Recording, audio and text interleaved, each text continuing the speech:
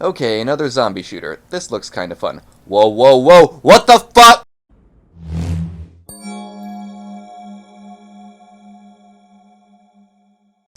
Hello everyone, and I'm a bit tired of reviewing unfinished creations. Let's have a look at a complete experience for a change. Deadzone, one of the craziest first-person shooter games I've played in dreams, and one of the most fun, I might add. It kinda reminds me of Borderlands, which is one of my favorite video game series. And since it's getting a sequel soon, which looks even more insane than ever, I felt I should review this game sooner rather than later, so here we go. The story is that you're a bounty hunter who has been hired to clear out a town that has been overrun by creeps and other monstrosities by this weird robot. Because apparently the monsters don't attack robots even after all the people are either dead or turned. Conveniently, he seems to have trapped a few creeps to give you some target practice. Once you're finished with that, it's just you and your trusty shotgun versus the endless horde of eldritch abominations. You don't get any additional weapons, but that's okay because the shotgun is perfectly serviceable even at a longer range, and it's a lot of fun to use. It does have a limited ammo and clip size, but the clip doesn't feel too small or too large, plus you can refill your ammo at the robot who guides you through the levels. Just make sure you keep an eye on where he goes at each stage so you don't find yourself frantically searching for him while you're desperately trying to stay alive. The enemies you fight start out as just a bunch of weird masked zombies, but the further you go, the bigger, tougher, and weirder the enemies get.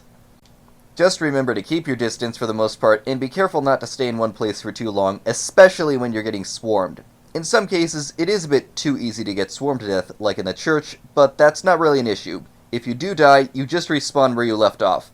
I'm not gonna lie, I kind of like it this way. In my first playthrough, I just wanted to play the game, and this kind of leeway was something I appreciated. If you are interested in fighting for survival, there is also an endless mode that pits you against the horde. Much like in the main game, the enemies start out basic and get tougher as time goes on, except you also have the ability to purchase upgrades for currency you earn from killing enemies. The only major criticism I have is how the final boss was handled. The previous boss, that being the UFO, was just holding off the horde and the mini UFOs until you can damage the boss and destroy it. The final boss, on the other hand, is awesome for the most part, but I have one major issue with it. The boss unleashes an endless swarm of enemies on you, and each of its heads can kill you if you get too close for too long. The problem comes from how you damage the boss. Shooting it does not work. The only way to damage it is to lure a bomb giant close enough and blow it up. This is fairly easy for the first head since you can just lead it in front of the boss and dodge the scythe when it swings.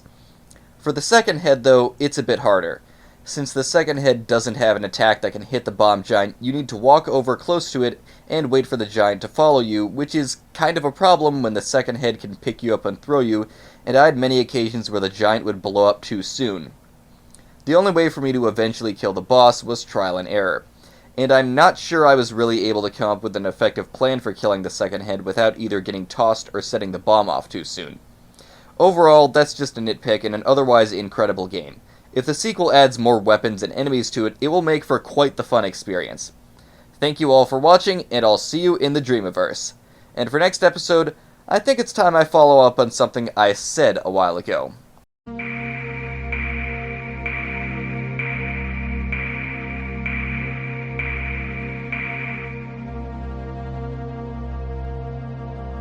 Several centuries after the modern age began, humans depleted nearly all the resources on the Earth.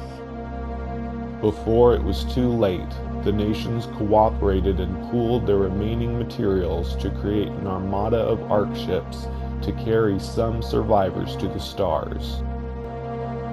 It is now the year 2727, and the survivors on the arks are still searching for an inhabitable planet to call home.